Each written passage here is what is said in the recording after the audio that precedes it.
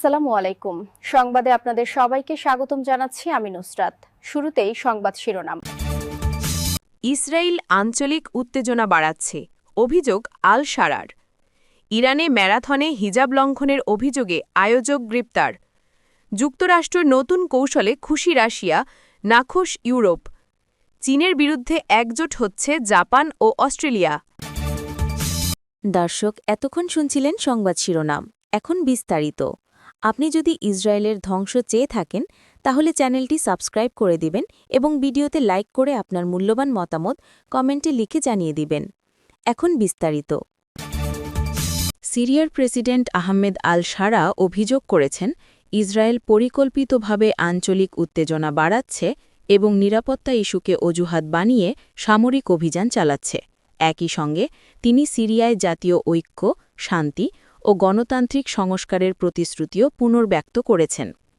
দোহা ফোরামে ভাষণ দিতে গিয়ে আল শারা বলেন তার সরকার শান্তির অগ্রাধিকার দিচ্ছে, নারীর ক্ষমতায়নে কাজ করছে এবং সংবিধান ঘোষণার ৫ বছরের মধ্যে সংসদ নির্বাচন আয়োজন করবে।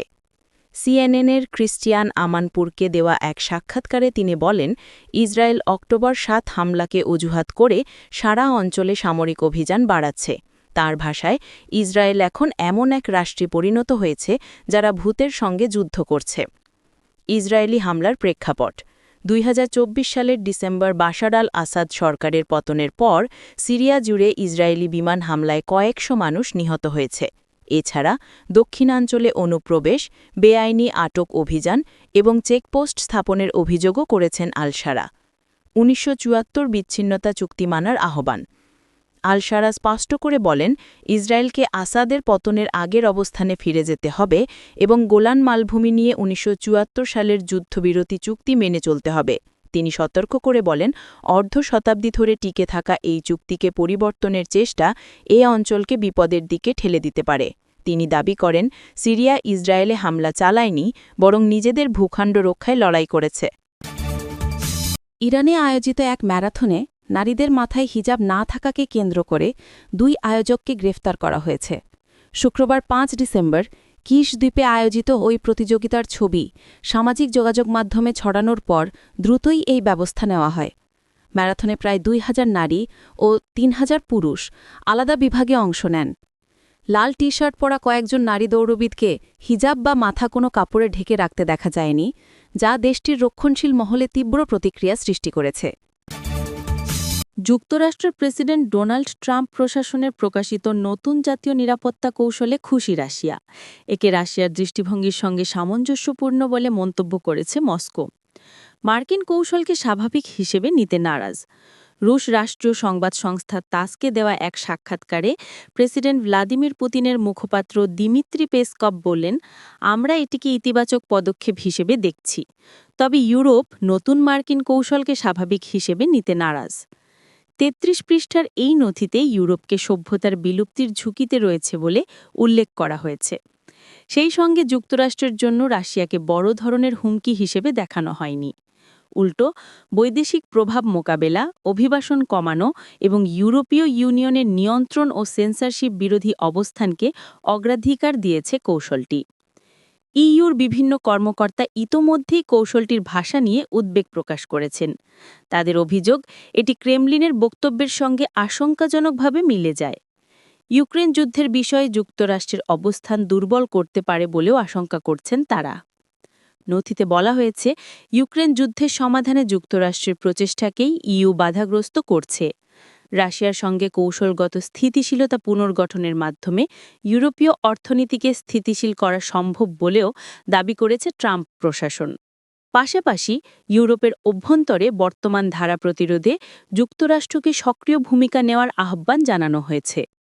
এতে আরও বলা হয় আগামী ২ দশকের মধ্যে ইউরোপ চেনা যাবে না এবং কয়েকটি দেশের সামরিক ও অর্থনৈতিক সক্ষমতা বিশ্বস্ত মিত্র হিসেবে থাকার মতো শক্তিশালী নাও থাকতে পারে। বিপরীতে দেশপ্রেমিক ইউরোপীয় দলগুলোর প্রভাব বৃদ্ধিকে স্বাগত জানিয়েছে যুক্তরাষ্ট্র। এই নিয়ে ইউরোপে তীব্র প্রতিক্রিয়া দেখা দিয়েছে। জার্মানির পররাষ্ট্রমন্ত্রী ইয়োহান ভাডেফুল বলেন, মতপ্রকাশের স্বাধীনতা বা সমাজের সাংগঠনিক কাঠামোর বিষয়ে নিরাপত্তা কৌশলের অন্তর্ভুক্ত হওয়া উচিত নয়। পোল্যান্ডের প্রধানমন্ত্রী ডোনাল্ড টাস্ক সামাজিক মাধ্যমে লিখেছেন, ইউরোপ আপনার সবচেয়ে ঘনিষ্ঠ মিত্র, সমস্যা নয়। যুক্তরাষ্ট্রের প্রেসিডেন্ট ডোনাল্ড ট্রাম্প প্রশাসনে প্রকাশিত নতুন জাতীয় নিরাপত্তা কৌশলে খুশি রাশিয়া। একে রাশিয়ার দৃষ্টিভঙ্গির সঙ্গে সামঞ্জস্যপূর্ণ বলে মন্তব্য করেছে মস্কো। মার্কিন কৌশলকে স্বাভাবিক হিসেবে নিতে নারাজ। রুশ রাষ্ট্রীয় সংবাদ সংস্থা তাসকে দেওয়া এক সাক্ষাৎকারে প্রেসিডেন্ট ভ্লাদিমির পুতিনের মুখপাত্র দিমিত্রি পেসকভ বলেন, আমরা এটিকে ইতিবাচক পদক্ষেপ হিসেবে দেখছি, তবে ইউরোপ নতুন মার্কিন কৌশলকে স্বাভাবিক হিসেবে নিতে নারাজ। ৩৫ পৃষ্ঠান এই নথিতে ইউরোপকে সভ্যতার বিলুপ্তির ঝুঁকিতে রয়েছে বলে উল্লেখ করা হয়েছে। সেই সঙ্গে যুক্তরাষ্ট্রের জন্য রাশিয়াকে বড় ধরনের হুমকি হিসেবে দেখানো হয়নি। উল্টো বৈদেশিক প্রভাব মোকাবিলা, অভিবাসন কমানো এবং ইউরোপীয় ইউনিয়নের নিয়ন্ত্রণ ও সেন্সরশিপ বিরোধী অবস্থানকে অগ্রাধিকার দিয়েছে কৌশলটি। ইইউর বিভিন্ন কর্মকর্তা ইতোমধ্যেই কৌশলটির ভাষা নিয়ে উদ্বেগ প্রকাশ করেছেন। তাদের অভিযোগ, এটি ক্রেমলিনের বক্তব্যের সঙ্গে আশঙ্কাজনকভাবে মিলে যায়। ইউক্রেন যুদ্ধের বিষয়ে যুক্তরাষ্ট্রের অবস্থান দুর্বল হতে পারে বলেও আশঙ্কা করছেন তারা। নথিতে বলা হয়েছে, ইউক্রেন যুদ্ধের সমাধানে যুক্তরাষ্ট্রের প্রচেষ্টাকে ইইউ বাধাগ্রস্ত করছে। রাশিয়ার সঙ্গে কৌশলগত স্থিতিশীলতা পুনর্গঠনের মাধ্যমে ইউরোপীয় অর্থনীতিকে স্থিতিশীল করা সম্ভব বলেও দাবি করেছে ট্রাম্প প্রশাসন। পাশাপাশি ইউরোপের অভ্যন্তরে বর্তমান ধারা প্রতিরোধে যুক্তরাষ্ট্রকে সক্রিয় ভূমিকা নেওয়ার আহ্বান জানানো হয়েছে। এতে আরও বলা হয়, আগামী 2 দশকের মধ্যে ইউরোপ চেনা যাবে না এবং কয়েকটি দেশের সামরিক ও অর্থনৈতিক সক্ষমতা বিশ্বস্ত মিত্র হিসেবে থাকার মতো শক্তিশালী নাও থাকতে পারে। বিপরীতে দেশপ্রেমিক ইউরোপীয় দলগুলোর প্রভাব বৃদ্ধিকে স্বাগত জানিয়েছে যুক্তরাষ্ট্র। এ নিয়ে ইউরোপে তীব্র প্রতিক্রিয়া দেখা দিয়েছে। জার্মানির পররাষ্ট্রমন্ত্রী ইয়োহান ভাডেফোর বলেন, মত প্রকাশের স্বাধীনতা বা সমাজের আঙ্গঠনিক কাঠামোর বিষয় নিরাপত্তা কৌশলের অন্তর্ভুক্ত হওয়া উচিত নয়। পোল্যান্ডের প্রধানমন্ত্রী ডোনাল্ড টাস্ক সামাজিক মাধ্যমে লিখেছেন, ইউরোপ আপনার সবচেয়ে ঘনিষ্ঠ মিত্র, সমস্যা নয়। আপনি যদি আমাদের চ্যানেলে নতুন হয়ে থাকেন, তাহলে চ্যানেলটি সাবস্ক্রাইব করে দিন।